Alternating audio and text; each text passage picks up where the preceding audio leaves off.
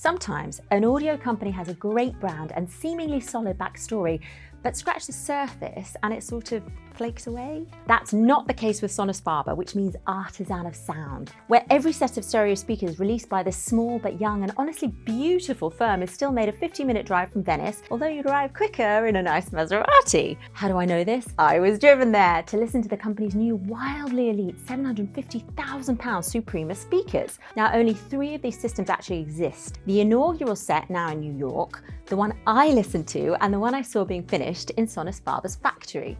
This is money, no object territory, and then some. If you purchase a set, you're invited to a special room in the company's headquarters to select finishes, leather trim, grille colorways, the lot. Now, although the average age of employees at Sonus Faber is 35, the same 2 men assemble all of the cabinets in the nearby wood factory, and the same 2 women fit the leather and fabrics using dressmaker scissors, whalebone burnishers, and resoundingly traditional techniques. Make no mistake though, this Italian firm is investing heavily in a proactive future. 10 years ago, the R&D department consisted of 2 people. Today there are 16. Also, this department, which was the only part of the HQ I couldn't film on my trip for obvious reasons, they're creating future masterpieces in there, is right next to the factory floor. Because it's important to the company that the design teams understand any issues in production and see the finished product, and that the craftspeople bringing it to life on the factory floor see the initial version, which is a first for me and something I really respect. My favorite part, of course, is the initial part when we do the design.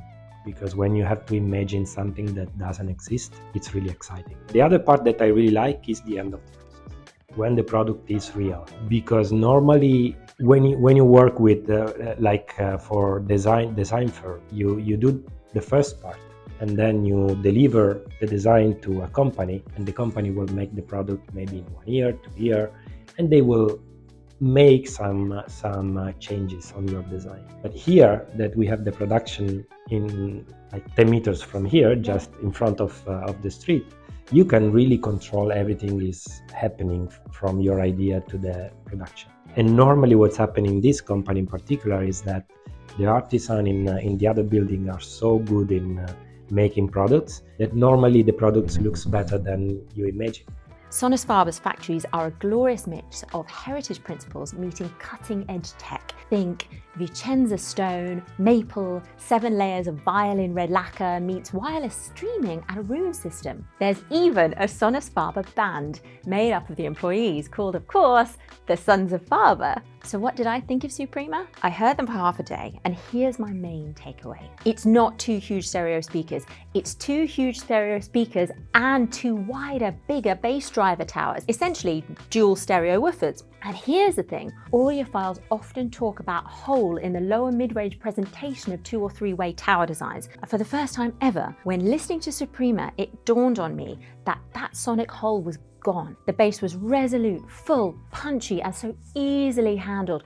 These speakers kicked out verve and all of the juicy textures seemingly effortlessly. I had to kneel down closely to the woofers to even see a murmur of movement, and now I can never unhear that sound. This is who I am now. Is that complete sound, one devoid of that shortfall through the lower mids worth nearly £800,000 or $1 million? That, of course, is up to the buyer, but I can't deny that I thoroughly enjoyed it.